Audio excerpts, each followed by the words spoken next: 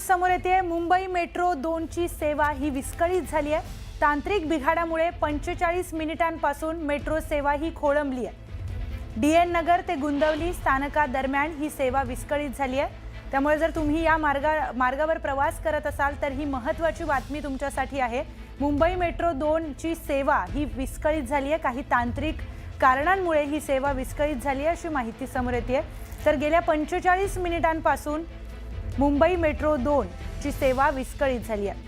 DN नगर ते गुंदवली या दोन स्थानकादरम्यान ही सेवा 45 मिनिटांपासून विस्कळीत झाल्याची माहिती समोर येते। त्यामुळे प्रवासी देखील खोळंबलेले आहेत।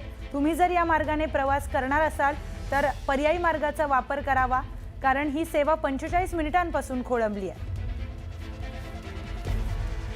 तर आपण बोलूया त्या संदर्भात आपले प्रतिनिधी विजय यांच्याशी। विजय, काय अधिकची माहिती? नक्की जर आपण पाहिलं तर आता सध्याचे वेळ आपण पाहिलं तर 7:20 झालेला आहे।